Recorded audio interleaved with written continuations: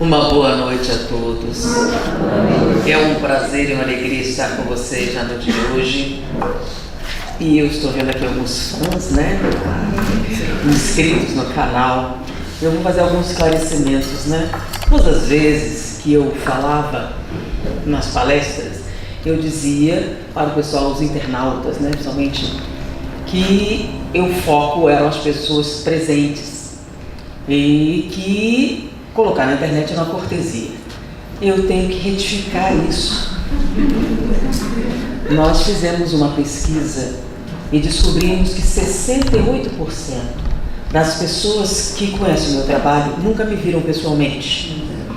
E quando diz conhecer, não é só mais de 10 palestras, acompanhando assim ao longo de anos e nunca me viram pessoalmente. 68%. É mais do que eu acreditava que era o contrário, mas não. Então, a partir daí, agora um cumprimento especial aos internautas. E nós vamos dedicar uma parte do nosso tempo a produzir conteúdo diretamente para a internet. Então, essa é uma palestra presencial, mas eu vou prestar atenção no pessoal lá também. E a gente está criando um canal para fazer um contato mais direto. Olha só, vai demorar um pouquinho até a coisa deslanchar. Ele já me explicou umas 10 vezes como posta coisa no Instagram e eu ainda não aprendi. Mas eu chegarei lá. O Telegram ainda é pior, porque tem que arrastar um negócio lá e não dava certo. Então eu gravo para postar. Então, vocês que vão procurar contato pela internet, tenham paciência. Até o ano que vem eu dou um jeito nisso, ok? E nesse primeiro, quando a gente vai falar de maneira mista, eu gostaria de dividir com vocês um trabalho novo. Como é que essas palestras surgem? Tá? Eu não ponho o nome nas palestras, a pessoa pergunta qual é o tema. Olha, eu não sei bem qual seria um tema. Normalmente, eu tomo conhecimento de um trabalho científico que eu acho relevante para a doutrina espírita, porque ele fundamenta teses espíritas. Eu acho que o Espiritismo é a proposta que explica a realidade. Então não há uma separação entre o mundo físico e o mundo espiritual. É uma única coisa, uma unidade. Então nós não somos espírito, nós não somos matéria. Nós somos o subproduto da interação espírito-matéria. Nós somos alma. E isso é uma coisa diferente. Então nós não vivemos no mundo espiritual, também não vivemos no mundo físico. Não existe um limite preciso entre os dois. Então, diante disso, as descobertas científicas, elas com certeza vão fundamentar teses espíritas e vice-versa. Enquanto as pessoas têm medo dessa pesquisa, desse aprofundamento, as pessoas que realmente têm uma compreensão do significado do mundo espírita não têm. Por quê? Porque fatalmente esse encontro vai ser descoberto. Então, diante disso, eu sempre procurei trazer essas informações para que a gente visse o paralelo que havia entre as coisas e o que você aprende no doutrina espírita. E muitas pessoas questionam, vem cá, você não fala de espiritismo? Nossa, eu sempre achei que eu só falava disso. Então, por que a pessoa não nota que há esse paralelo? Talvez porque não conheça tão profundamente o espiritismo como ela acha que conhece. O que é muito interessante, a pessoa questionar o conhecimento. Como ele contou que meus pais eram espíritas, então eu cresci no lar espírita, meu avô também era espírita, e era orador espírita. Tá? Então, diante disso, a gente tem um conhecimento. A gente fez a evangelização, lembra? Maternal 1, 2, 3, primeiro, segundo, terceiro ciclo, foi o pré-juventude, juventude 1, 2, 3. Então, teoricamente, sou formada e pós-graduada. Todas as apostilas, né, todas elas, a gente fez. Na nossa casa espírita, a gente fala temos reunião doutrinária, nós temos reunião de estudo sistematizado, nós temos reunião mediúnica, então todos esses estudam os livros, as apostilas, normalmente, como em qualquer lugar. Mas quando eu estou aqui, a gente não está numa reunião normal, vocês convidaram. Eu estou vindo de outra cidade, tem um curso, tudo isso. Para falar o que vocês já ouvem na casa espírita, por exemplo, quem foi Allan Kardec? Onde ele nasceu? Como era o nome da mãe dele, do pai dele? Ou quando ele lançou o Livro dos Espíritos? Você está entendendo? Eu sei, vocês sabem, tá? Pois é, eu acho importante, mas não é o meu papel. Tá? Então, a proposta que a gente tem é trazer algo que vocês não ouviram normalmente na casa espírita, para vocês, durante os estudos, comentarem a respeito, discutirem aquilo que falou na palestra, procede, não procede, vamos analisar, porque a proposta do Espiritismo é filosófica. O que é uma proposta filosófica? É diferente de uma proposta teológica. O que é uma proposta teológica? Teologia é uma revelação divina. Deus diz. Então, o que acontece com a teologia? Por exemplo, se você segue um livro sagrado, o que é um livro sagrado? É um livro que contém a palavra de Deus revelada. Então, o livro sagrado diz lá muitas coisas. Por exemplo, a Bíblia diz que os bons irão para o céu e os maus irão para o inferno. Bom, você não pode discutir isso, porque é uma revelação. Você pode discutir quem vai, quem não vai, com que roupa vai, mas não pode discutir se vai ou não vai. Por quê? Quando é que a discussão teológica termina? Está escrito. Não tem discussão mais. Porque é um livro sagrado. Então você não pode discutir algo que é sagrado, uma revelação divina.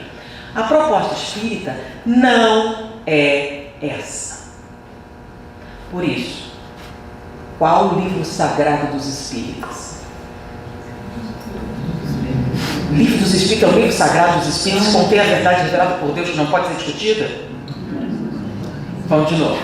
Qual o livro sagrado dos espíritas? Então, quando você perguntar qual o livro sagrado dos espíritas, qual o livro espírita que contém a verdade revelada por Deus que não pode ser discutida? O Evangelho traz a verdade revelada por Deus que não pode discutir. Então, deixa eu me acalmar aqui. Vocês acabaram de mudar o tema.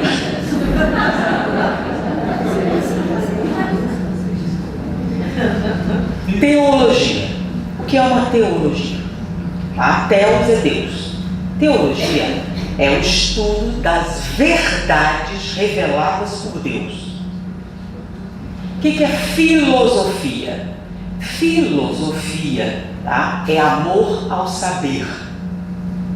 Não são sinônimos. Então, filosofia é o amor ao saber. O que é saber?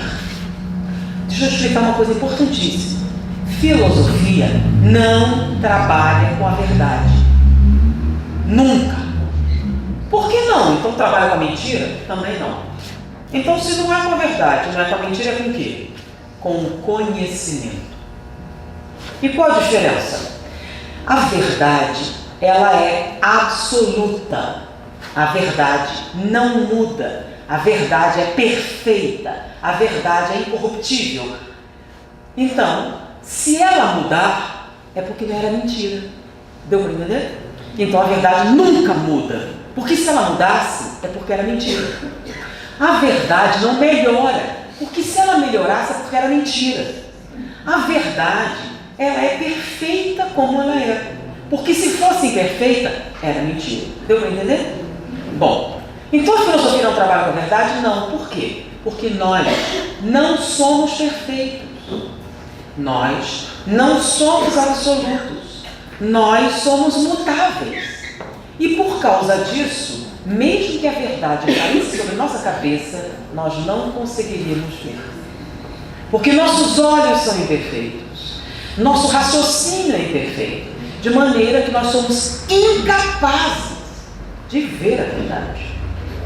Então, a filosofia trabalha com o quê? Com a busca da verdade, que é o conhecimento. Por isso você chama o conhecimento de descoberta. O que é isso? É a parte da verdade que você consegue ver nesse momento. Então, a gente faz o quê?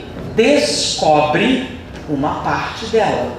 É a verdade? Não, é somente uma parte dela. Então, o conhecimento é a parte dessa verdade que você consegue ver e entender nesse momento. Por isso que o conhecimento muda, o conhecimento cresce, o conhecimento se transforma, o conhecimento se aperfeiçoa. Por quê? Porque não é a verdade. Foi claro? Então, se a filosofia não trabalha com a verdade, a teologia trabalha. A teologia é o estudo das verdades reveladas por Deus. Então, se é verdade, o que é que você não pode fazer? não pode discutir, não pode antagonizar, não pode questionar. Por quê? Porque a verdade é inquestionável, incorruptível em tudo. Entendendo? Então, como é que uma teologia surge? Surge com uma revelação divina. E onde é que Deus revela essa coisa? Nos chamados livros sagrados. Então, qual o significado da Bíblia? Bíblia significa livro sagrado. Então, livro, vocês sabem o que é? O que é sagrado? O que é uma coisa sagrada? Sagrado é de Deus. Então, Bíblia sagrada significa o livro de Deus. Então, o que estiver escrito ali, você não pode discutir. Deu para entender? Foi? Ok. O Espiritismo é uma teologia? Sim ou não? Não. Ok. Bom, se não é uma teologia, é o quê? Filosofia. Qual foi o primeiro livro espírita que surgiu? Livro dos Espíritos. E quando a gente abre os Espíritos, o que está escrito ali? Abriu filosofia espiritualista. O que é filosofia? Busca do saber. E o que é espiritualista? Uma filosofia, ela se baseia em algumas coisas. Por exemplo, responder perguntas. Quem sou eu? De onde eu vim? Para onde vou e o que é que eu estou fazendo aqui? Isso é filosofia. Se você diz que a filosofia que você está seguindo é espiritualista, o que é que você diz? Que essas respostas, quem eu sou, de onde eu vim, para onde eu vou, o que eu estou fazendo aqui, tem raízes espirituais e não apenas materiais. Ou seja, essas respostas não dependem exclusivamente da matéria, e sim também de aspectos que são o quê? Espirituais ou metafísicos.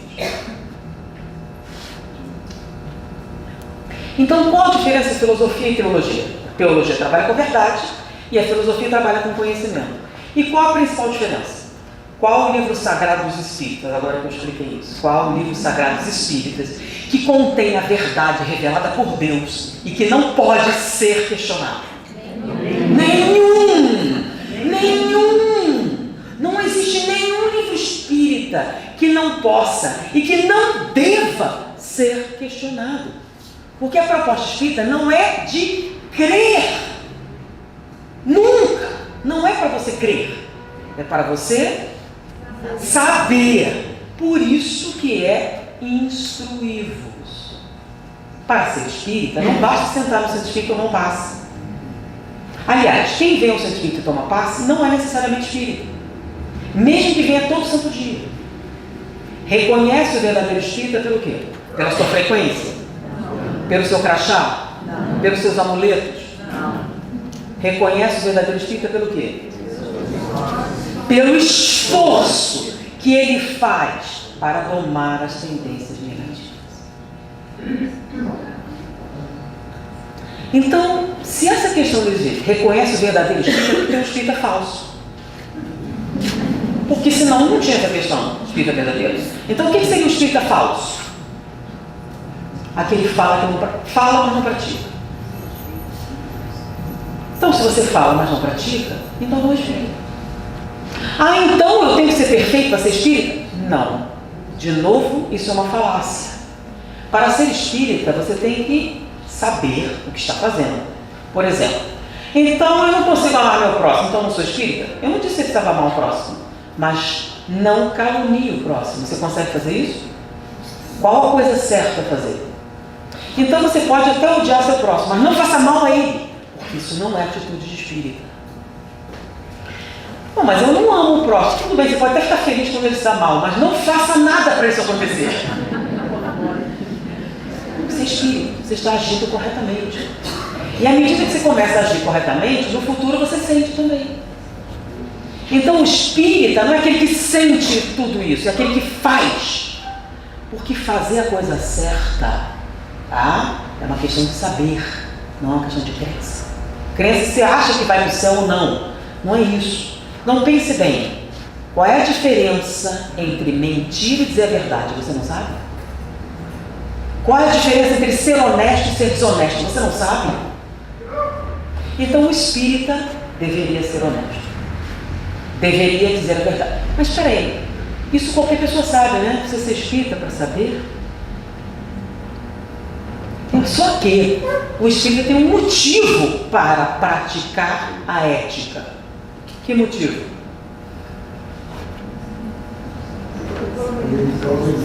Você tem ou deveria ter certeza na vida após a morte. Porque se tiver certeza, aí é mais fácil de praticar, né? Você não fica pensando, eu sou o único que não está roubando, eu sou um bobalhão.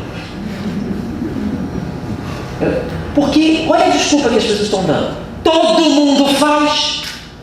E daí? E daí? O mal é o mal mesmo que todo mundo faça. Assim como o bem é o bem mesmo que ninguém faça. Não tem, isso não é um argumento espírita. Todo mundo faz. Porque todo mundo está fazendo, então está certo?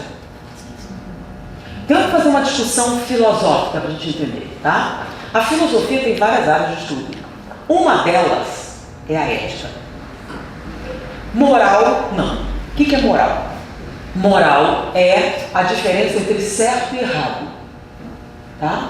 Mas a moral é definida pelo quê? O que é moral ou imoral? Então, por exemplo, eu estou usando uma calça comprida aqui. Isso é imoral? Não. Mas se eu tivesse uma Afeganistão? Seria. Eu estaria tendo um atentado à moralidade. Ou seja, a moral varia dependendo de onde você está. Então, dependendo de onde você está, a moral é uma coisa totalmente diferente. Então, a moral varia conforme o quê? Sociedade, a história. Então, a moral é variável. Então, como é que você vai saber o que é certo e errado? É aí que entra um ramo da filosofia chamado ética. Então, se a ética é um ramo da filosofia, o que é a filosofia? Não é amor ao saber? Saber não é a busca do conhecimento? O que é conhecimento? Platão foi a primeira pessoa a definir o que era conhecimento, tá? Ele disse assim, existe um círculo, e nesse círculo está contida toda a verdade. O que é verdade está dentro desse círculo? Fora do círculo, mentira. E existe outro círculo que contém as nossas crenças. E esse círculo, às vezes, tem uma interseção. Por exemplo, existem crenças que são verdadeiras. E existem verdades que ninguém acredita. E na interseção estão o quê? As crenças verdadeiras. Todo mundo acha que a sua crença é verdadeira. Mas quem acredita em outra coisa acha que a sua é mentira. Então vamos lá. Existem crenças que não são verdadeiras. Por exemplo, existe gente que acredita que se amarrar o Santo Antônio de cabeça para baixo, num poço, na festa junina, arruma um noivo. E garante que arrumou mais de um com essa técnica. Existe uma comunidade na internet que diz que a AIDS não existe, que ela foi inventada pela Igreja Católica para atacar os homossexuais. Então, você já viu que existem e no meio estariam as crenças verdadeiras. Então, conhecimento são crenças verdadeiras? Não. Porque todo mundo acha que a sua crença é... Mas é dentro dessa interseção das crenças verdadeiras que vai estar um círculo, tá? Um outro círculo, chamado conhecimento. Então, segundo Platão, o que é conhecimento? Conhecimento é uma crença verdadeira e justificada. De qualquer maneira, não. Justificada racionalmente. Vamos traduzir, tá? Você acredita na reencarnação? Por quê? Se você não sabe dizer por quê, não é conhecimento. Se não é conhecimento, não é filosofia. Se não é filosofia, não é espiritismo. Então é o quê? É só uma crença que você tem. Você acredita na imortalidade da alma? Por quê?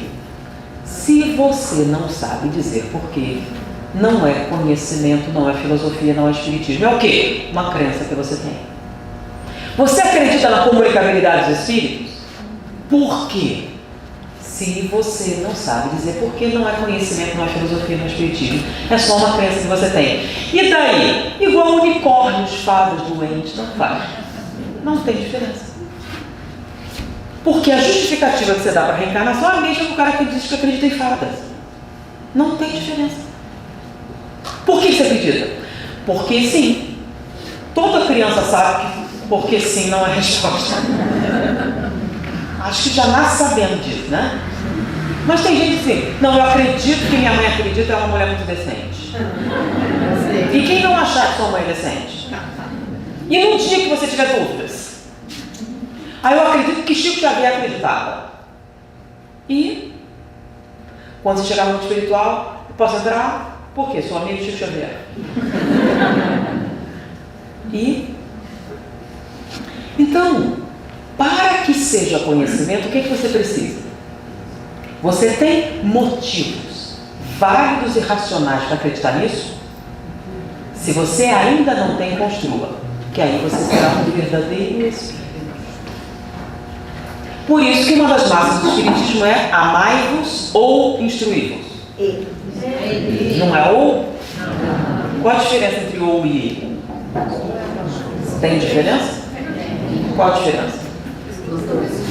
Isso!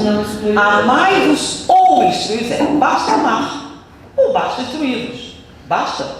Não. Por isso é amai-vos, porque amor sem instrução erra terrivelmente e instrução sem amor não permanece. Por isso que é amai-vos e instruí-vos. Outra pessoa assim, é que não foi ele. Aí a gente vai.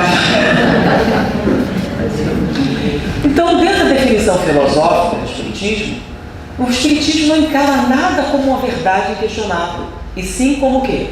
Conhecimento.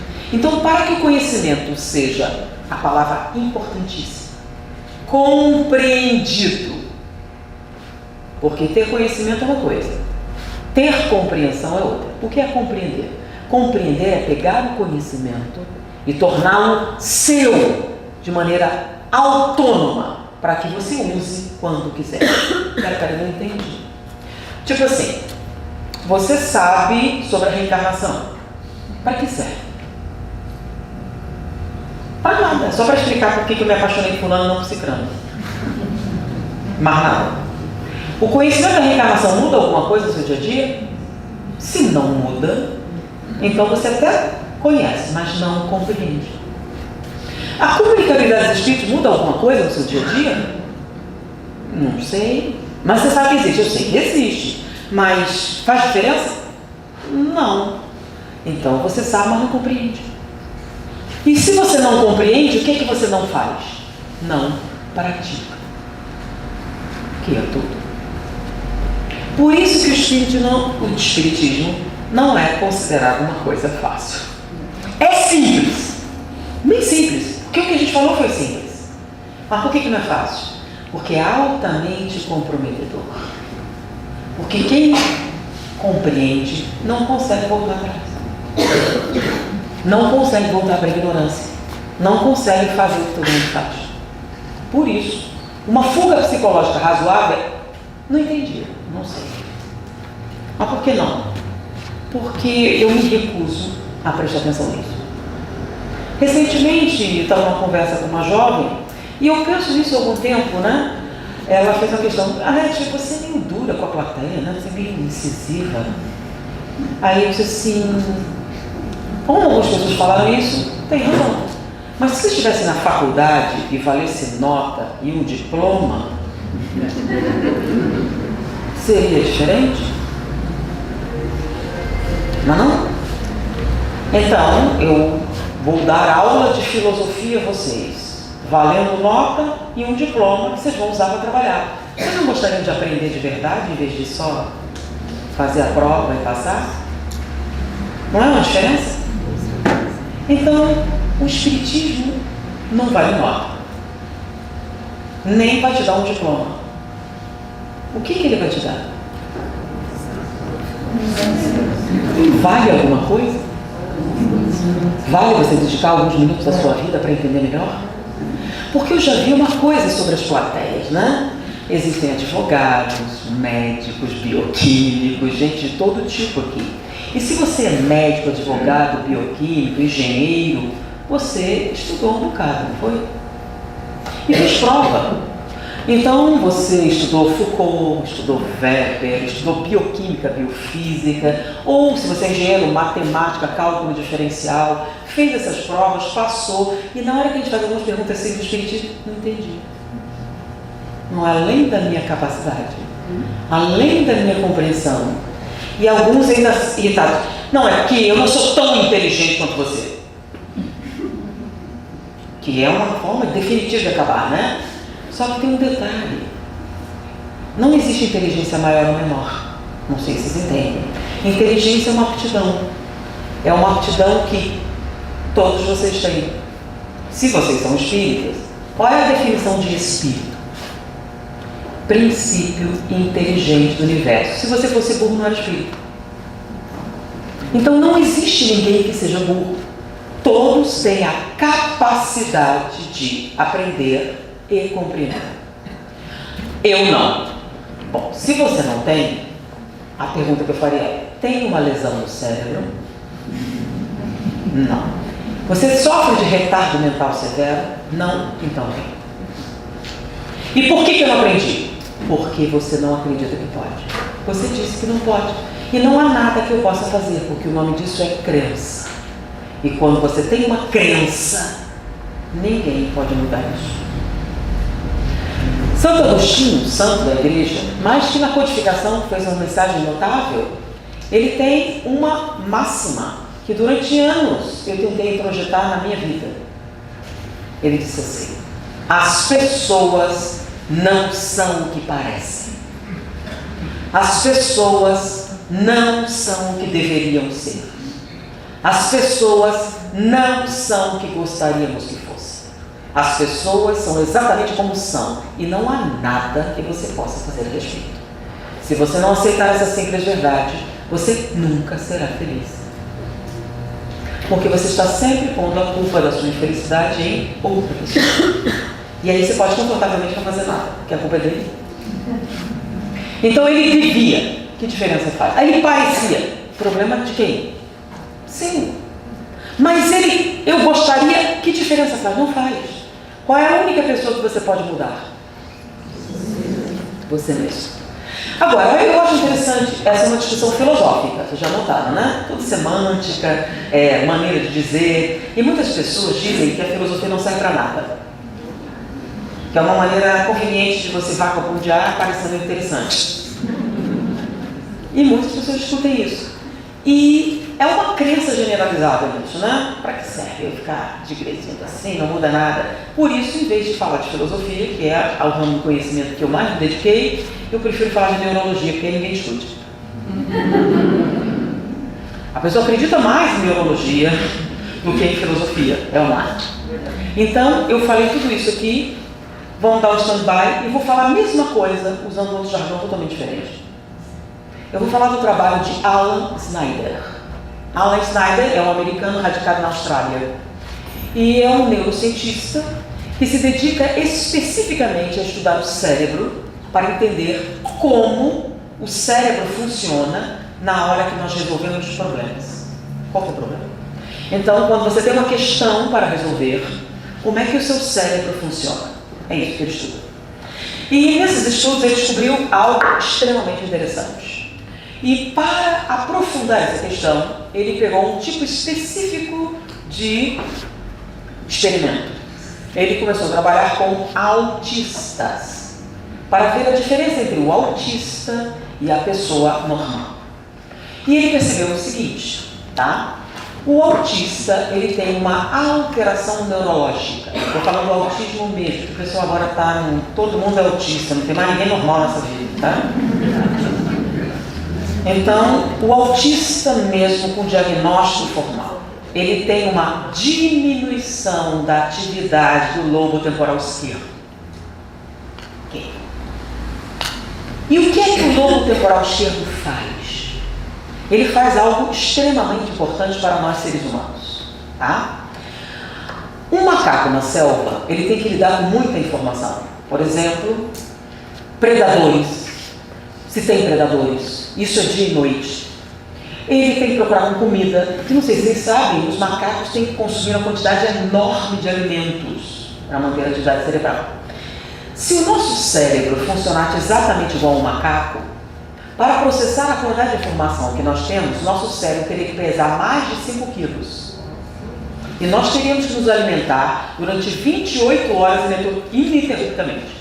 Mas peraí, um dia só tem 24, não daria certo. Para nós fazermos frente, porque toda informação que o macaco processa, a gente processa. Só que a gente ainda processa matemática, química, física, biologia, arte, música, política e tudo mais. É um volume exponencialmente muito maior. Como a gente faz então para lidar com isso? O cérebro humano criou uma técnica de fazer isso, tá? E é uma técnica muito útil para a gente. Por exemplo, bom, aí vamos ao experimento que ele fez, tá? Ele pegou 27 equações de fósforo. Quando eu falo isso, eu já vi que eu tenho que projetar, né? O que é equação de fósforo? Você sabe o que é algarismo romano? Então, o X é o quê? O V é o quê? O D é o quê?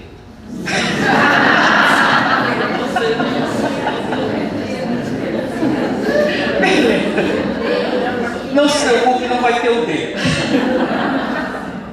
O que é uma equação de fósforo? Ele fazia os números em romano e aí usava sinais de 2 fósforos, mais, né, menos, igual, e fazia uma equação.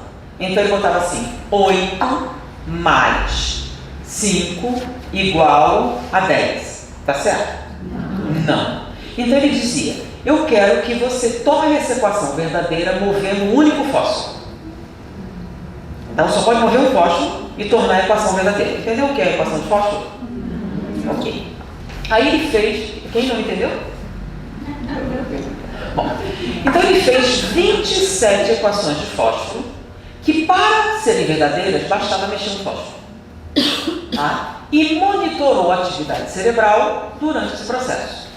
Então, em geral, se você sabe o que são os números romanos e sabe o que são as equações, o voluntário leva em torno de 6 minutos para resolver a equação. Tá? Então, eram 27, certo? Primeira equação, atividade cerebral máxima, 6 minutos para resolver. Segunda equação, 6 minutos para resolver. Na terceira, você notava que tinha um padrão, que tinha ali uma jogadinha. Quando o cérebro nota isso, ele vai mais rápido. Então a terceira equação já leva 5 minutos. Da quinta, da sexta em diante, em torno de 1 minuto e meio para resolver. Por quê? Porque a atividade cerebral máxima, para tentar identificar todas as coisas e resolver o problema. Então você vai procurar, vai pensar e tudo mais, você está tendo uma intensa atividade cerebral. Onde? No frontal. Quando você descobre um padrão, aí não precisa se esforçar tanto. É só aplicar a fórmula. Lembra da fórmula? Então, por exemplo, como é que você descobre a área de um triângulo retângulo? Aí você vai, deixa eu lembrar da fórmula. Você pode fazer uma coisa diferente. Por exemplo, você pega um retângulo, lado maior vezes lado menor, divide por 2, pronto, triângulo. Mas você teria que fazer o quê? Pensar sobre isso, certo? Para aplicar a fórmula, você precisa pensar? Não, você pode não saber o que está fazendo, é só decorar a fórmula. E o que é que muita gente faz? Decora a fórmula. E às vezes esquece a fórmula depois, então você não sabe nem o que se trata. Só que fórmula não serve só para matemática, gente, serve para tudo. Por exemplo, todas as mulheres são iguais? São? Não. Se você tratar todas as mulheres da mesma maneira, vai dar certo? Não. Mas é uma fórmula. E isso funciona para um monte de coisas. Eu vou fazer isso com meu filho por quê? Porque meu bisavô fez, meu avô fez, vai funcionar aqui agora, tem certeza? Dá com 3, mas o quarto não dá certo. É porque ele tem defeito? Ou a fórmula não se aplica? Entenderam o problema da fórmula? Então, quando você descobre a fórmula, você aumenta a eficiência. Você vai mais rápido. Entenderam? Então, vamos fazer uma explicação aqui. Presta atenção. O que é ser eficaz? É fazer o que você se propõe, certo? Então, resolver o problema é ser eficaz. O que é ser eficiente? Ser eficiente é ser rápido no que faz.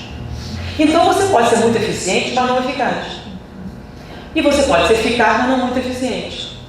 Quando você junta as duas coisas, você é eficaz e eficiente, você é efetivo. Deu para entender? Bom, os padrões são úteis para os seres humanos? Torna você muito mais eficiente. Porém, quando você se apega muito às fórmulas, aos padrões, pode acontecer um problema, que é o que ele mostrou no seu experimento. Ele fez 27 equações de fósforos. As 26 primeiras seguiam o padrão. E a 27ª mudava tudo. Para resolver, ainda só precisava mexer um fósforo. Mas não era ao mesmo jeito. E o que acontecia com todos os voluntários? Ninguém conseguia resolver. 6 minutos depois, não conseguia. Nenhum deles conseguiu. Por que não? Porque ele ficava tentando encaixar a última equação no padrão. Bom, aí, entre os autistas que têm diminuição da atividade lobo-temporal esquerda, 10%, menos de 10%, são considerados savant. O que é isso? São autistas com uma aptidão especial, por exemplo, para matemática, música, arte, construção espacial. O cérebro deles parece funcionar como um computador. Então, por exemplo, aqueles que têm a capacidade musical, você toca uma peça, ele instantaneamente sabe e toca igual. E se você disser, você errou? Não, eu não erro.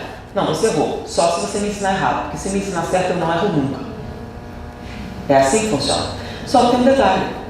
O autista reproduz exatamente o que viu. Ele não tem o quê? Isso.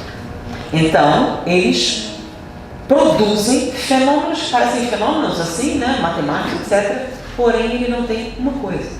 Então, quando Schneider colocava um autista savant para resolver as equações de fósforo, ele resolvia as 27 equações entre 3 a 4 minutos. E nunca mudava. Ele nunca errava, nunca errava, mas sempre levava o mesmo tempo. Menor do que se levava inicialmente, mas todas elas. Ele não ficava mais rápido com o tempo. Por que não? Porque o autista savant tinha uma diminuição da atividade do lobo temporal esquerdo, que é onde nós construímos padrões. O autista, ele não constrói padrões.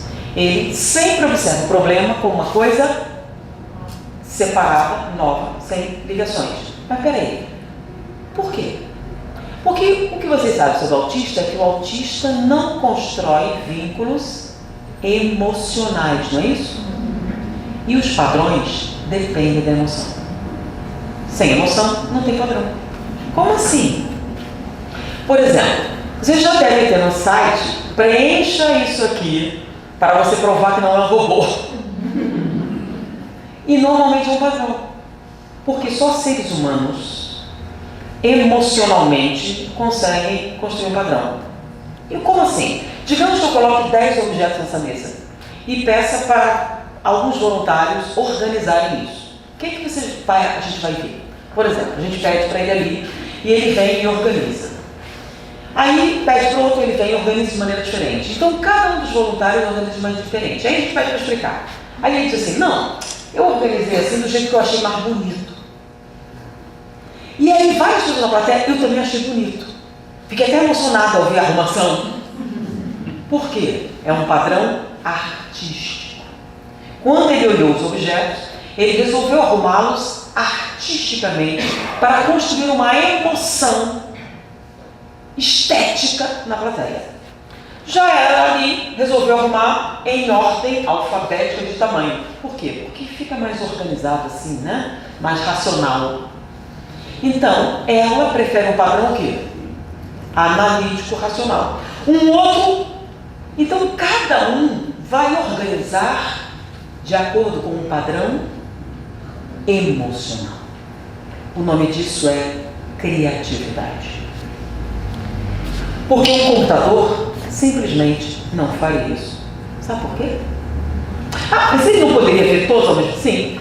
Então o computador, ele vai olhar os objetos e vai ter um cálculo matemático de todas as probabilidades de arrumação e não vai fazer. Por quê? Porque ele não sabe o que é mais importante ou o que fazer primeiro.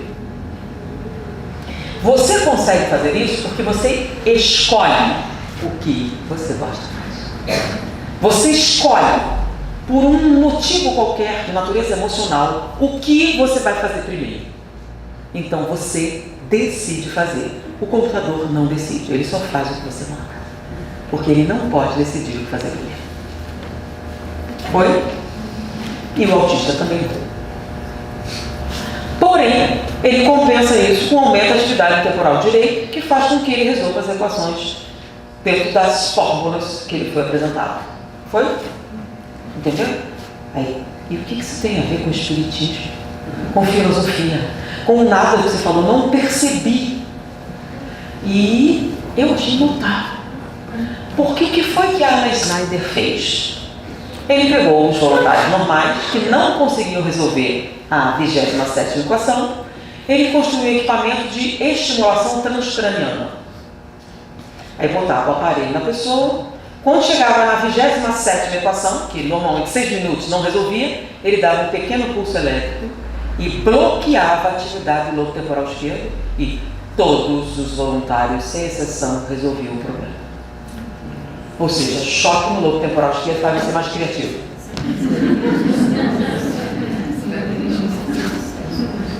E é verdade. Por quê? Por que você deixou de ser criativo? Porque você não está pensando. Você está aplicando uma fórmula pré-estabelecida. E quando você se apega a uma fórmula, você perde o quê?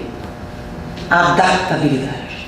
Você perde a capacidade de mudar, de pensar diferente, de pensar fora da caixinha. Você se prende ao que ele chamou de mindset, ou traduzindo para a velha guarda, mentalidade de rebanho. Você segue o que está na moda, você segue o que dizem para seguir, você faz o que todo mundo faz, você faz o que todo mundo manda, o que todo mundo está fazendo, eu também faço. Então, você não tem ideias próprias. Você não pensa se o que você está fazendo combina ou não com o que você quer fazer. Por exemplo, eu pergunto, quem gostaria de melhorar de vida? Um monte de gente levanta o braço, né? Por que não melhora? Quem é que impede você de melhorar? Vem cá, o que você está fazendo te leva onde você quer ir? Não. Por que você continua fazendo então? Se você já sabe que não dá certo. Porque eu não consigo fazer diferente?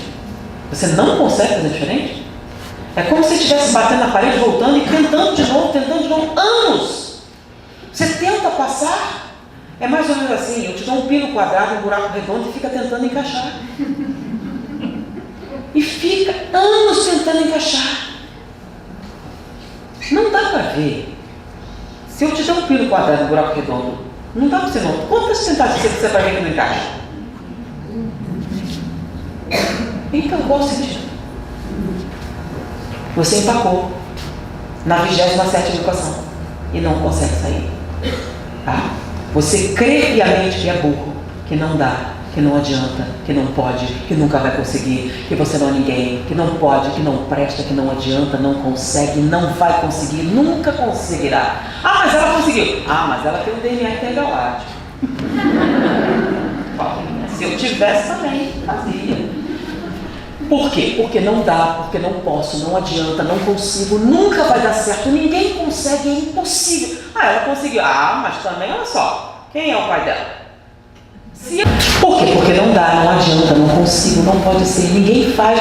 E ela fez, mais. Mais o quê? Mais o quê? Você está procurando desculpa.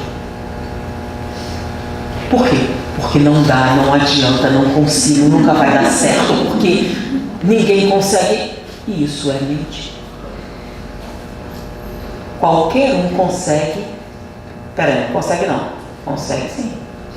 Basta um choquinho novo temporal estivo. Porque isso não serve só para equação de fósforo. Serve para você resolver sua vida. Então você acha que não tem saída, aí tem uma diminuição do temporal estivo e de repente você sai daquela mentalidade e pensa na sua própria vida e resolve seu problema. Isso funciona sempre. Por isso que eu achei que valia a pena compartilhar essa pesquisa. Porque ela fundamenta uma pergunta do Livro dos Espíritos, que diz assim: pode o homem, mediante seus esforços, domar suas tendências negativas? Sim ou não? Sim. É fácil ou difícil? Olha só, um monte de gente aqui falou difícil. Vírgula. Resposta dos espíritos: sim, vírgula, mediante um esforço muito insignificante. O que vos falta é vontade. Sabe o que ele está dizendo? Que você pode largar de beber, largar de fumar, emagrecer 40 quilos, resolver seus problemas financeiros. Tá de brincadeira. Eu não acabei de provar que com choque elétrico no cérebro você faz isso? Então não precisa acreditar em mim. Você entra na internet, procura lá Alan Snyder, tá? E vê a pesquisa dele. Então ele está dizendo que nossa mentalidade filtra a realidade de tal maneira que você não enxerga nada além daquele pacotinho. E como você não enxerga nada além do pacotinho, você não vai mudar nunca. Por que não? Vamos lá.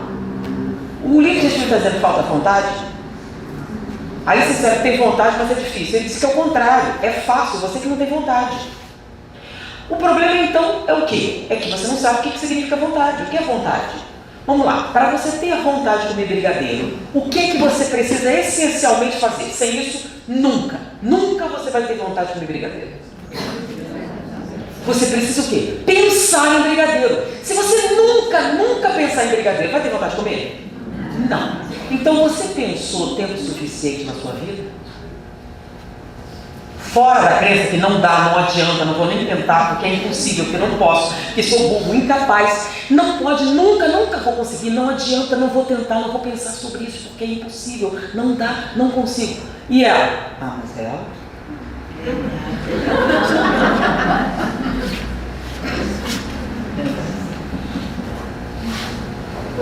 Entendeu?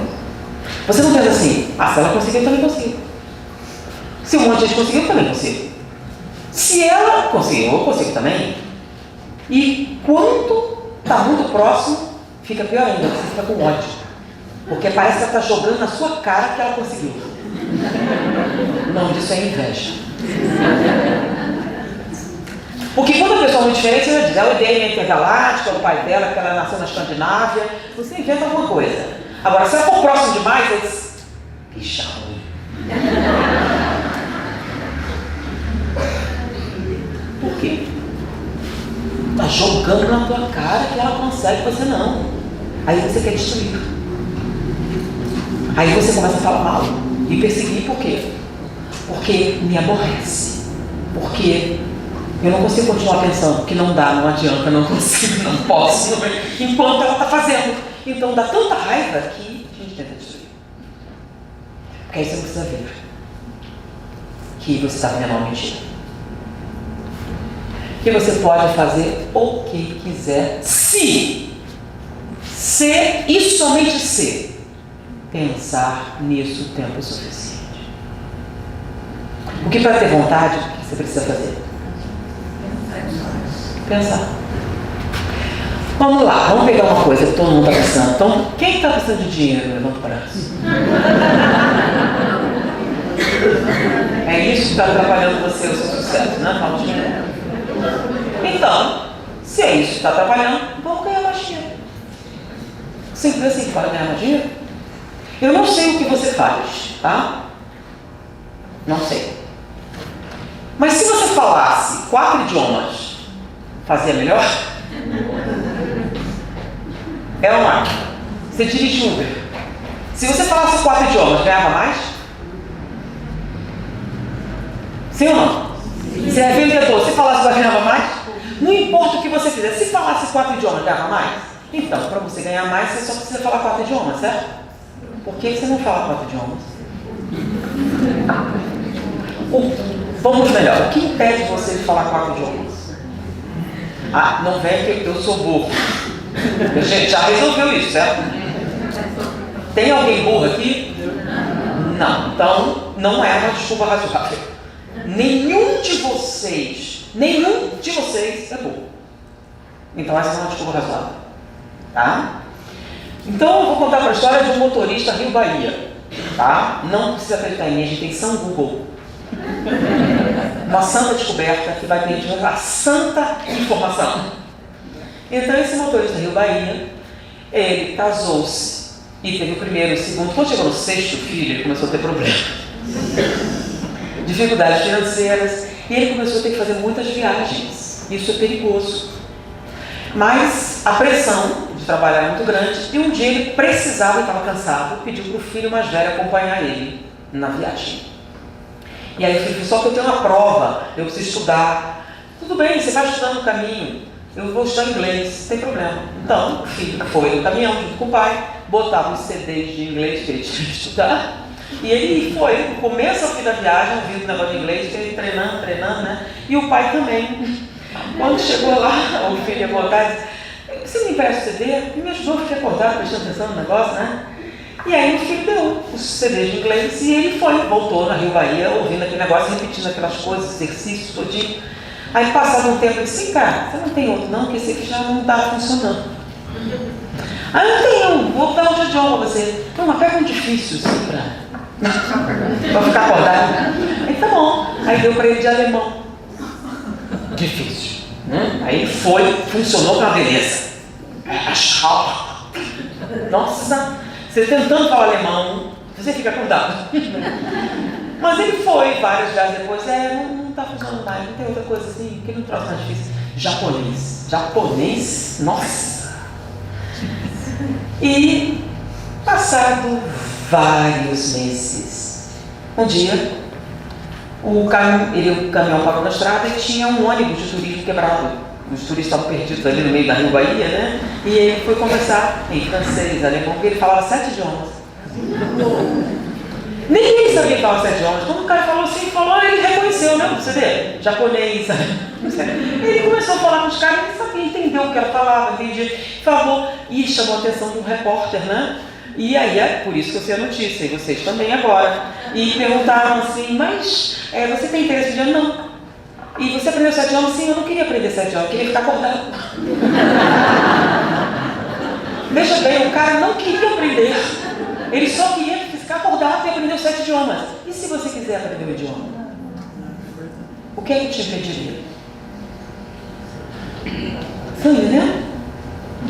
Um cara aprendeu 7 idiomas sem querer. E você não vai poder dizer que ele tinha um DNA intergaláctico, nasceu na Escandinávia. Vocês estão entendendo? Então, o que é que impede você? Sua mindset. Nome chique, né? Sua mentalidade. Não dá, não adianta, não consigo, nunca conseguirei. Só daqui a 10 encarnações, porque eu sou ruim, sou mau, sou perverso. Não adianta, não consigo, nunca vou superar, nada vai fazer, nunca posso, não adianta. Enquanto isso estiver na sua mente, pode esquecer. Só daqui a 10 encarnações não. Porque a gente só muda em 2 circunstâncias: quando aprende ou quando cansa de sofrer. Qual você escolhe? Tem gente que prefere sofrer, né? É mais fácil. Por que é mais fácil? Porque para você mudar sem isso, tem que pensar. Tem que pensar na sua vida. Tem que pensar no que está fazendo. Por que você fez isso? Você já parou para perguntar? Por que você fez? Qual é a vantagem de fazer? Eu deveria continuar fazendo? Quero ou não quero fazer isso? Não, eu sou chefe. Eu não tenho inteligência. Não, peraí, a gente já resolveu isso. Não, eu não tenho aquela do Gollum, inteligência emocional. E o que é inteligência emocional? Ter consciência das suas emoções no momento em que elas acontecem. E o que é necessário para ter isso? Livros Espíritos. O que fazer para alcançar a felicidade e resistir ao mal? Um sábio da antiguidade falou disse: conhece a ti mesmo. Ah, mas não dá, é impossível, não adianta, não vou nem tentar, porque não vou conseguir, porque... Olha o que você quiser, você não vai nem tentar. E é claro, se você não tentar, é porque você pensa assim, vamos deixar como é que está para ver como é que fica? Vou responder, fica do mesmo jeito. Pode o homem, mediante seus esforços, domar suas tendências negativas? Sim ou não? Sim. Mediante um esforço muito significante. O que nos falta é? Então vocês começaram a palestra não acreditando nisso.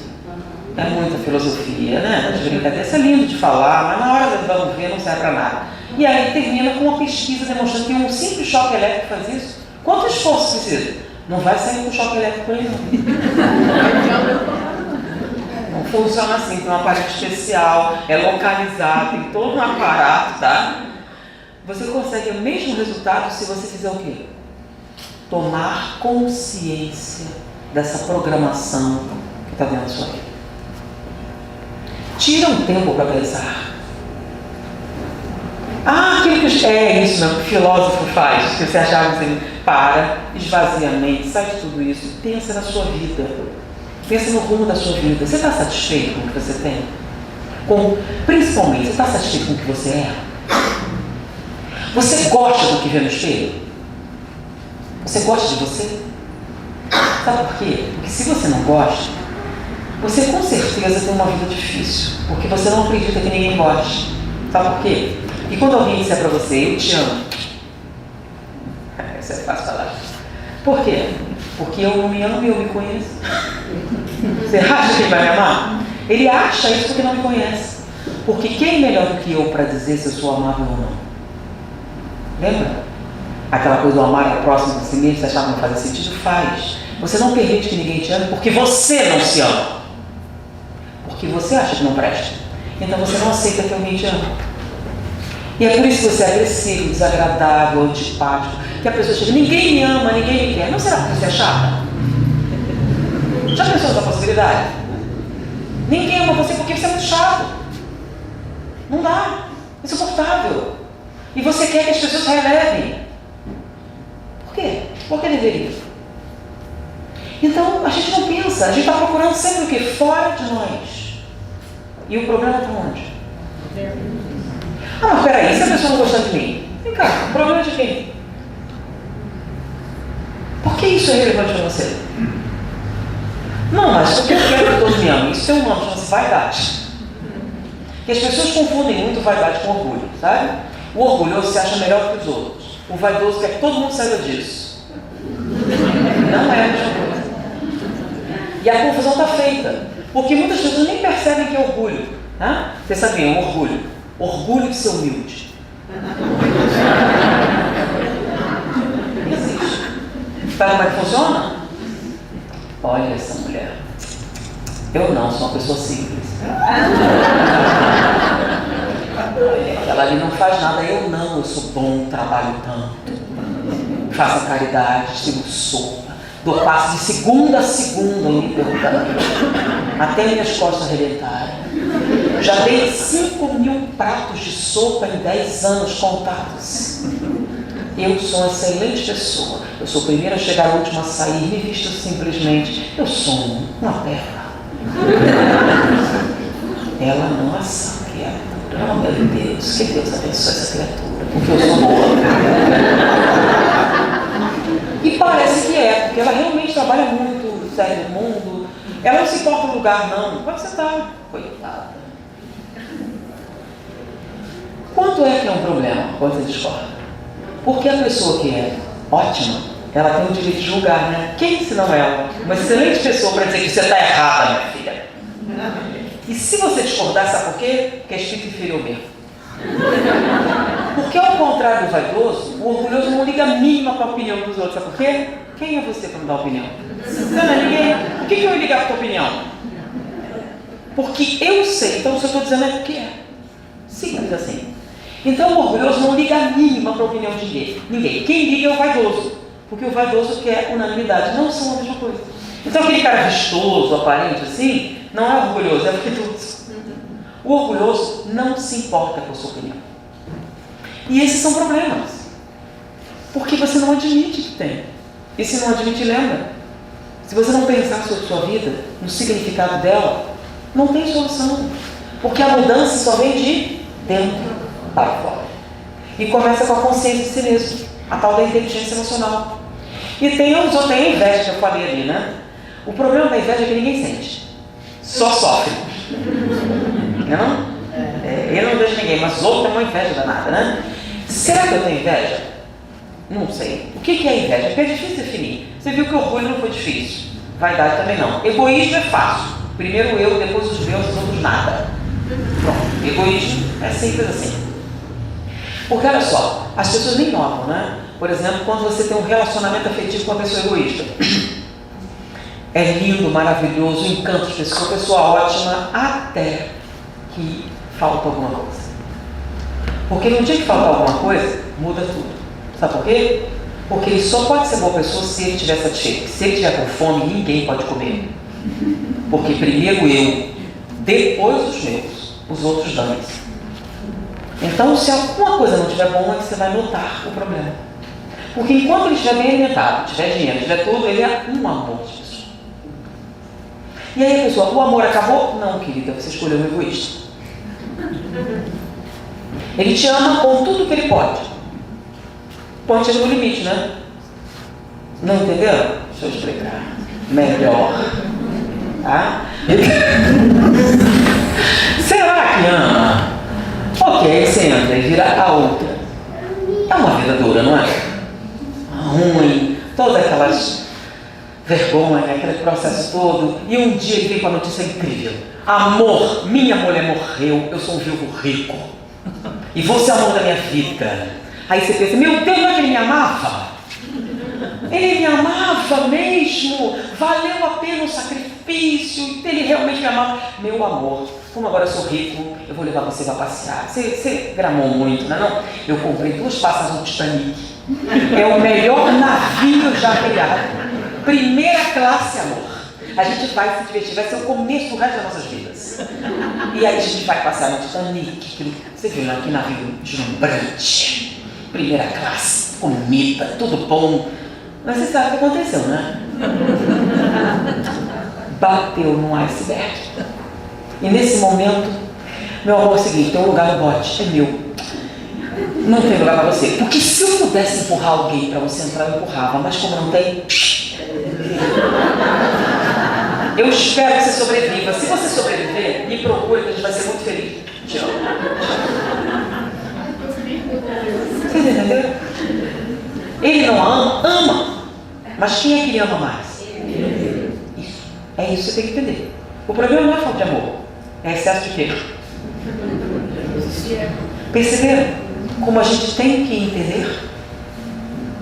Porque é fácil julgar, não é? Tomar e destruir, você tem que entender o processo.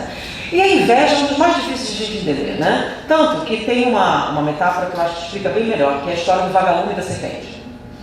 O vagalume estava de bobeira na lagoa quando topou com a serpente. E a serpente armou um bote. E o vagalume escapou, a serpente foi atrás. E o vagalume fugiu, a serpente foi atrás.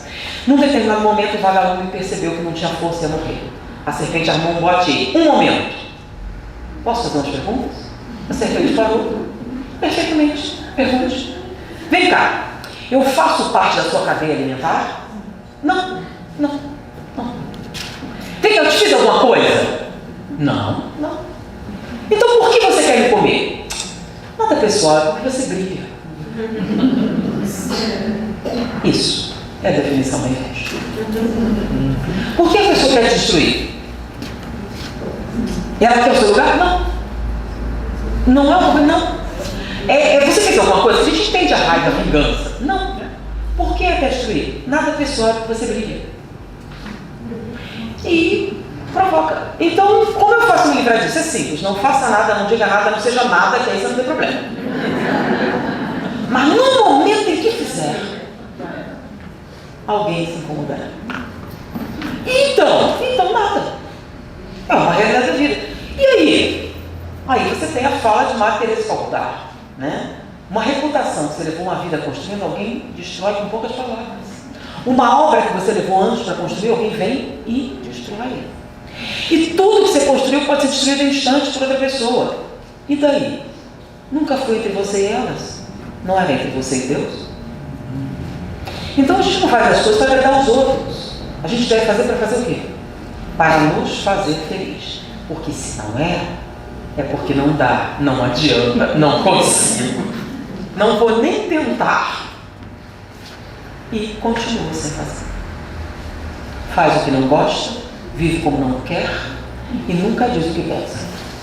É uma vida difícil. Porque manter essa mentira dá um trabalho terrível. Enquanto você termina, está exausto para manter uma máscara que não representa quem você é. Que vida difícil. Que infelicidade. E o pior é tudo quando vem alguém tão alegre, tão miserável. Porque tem problema, porque não tem nada. Ser feliz não significa não ter problemas. A pessoa feliz é aquela que... Porque ser feliz não é um lugar onde você chega, é um jeito de viajar. Você vai dizer que Dival não tem problema? Que Chico não tinha problema? Porque ele tem um DNA intergaláctico? Não, porque todos nós temos problemas. A diferença é como você lida com seus problemas. Se for, não dá, não adianta, não vou nem tentar, você já sabe o resultado. Vamos deixar como é que está? Para ver como é que fica? Fica do mesmo jeito. Pode o homem, mediante seus esforços, domar suas tendências negativas? Sim. Sim, mediante o esforço muito insignificante. O que falta é vontade, segundo as mais modernas tendências da neurofisiologia moderna. Foi um prazer estar com vocês. Muita paz.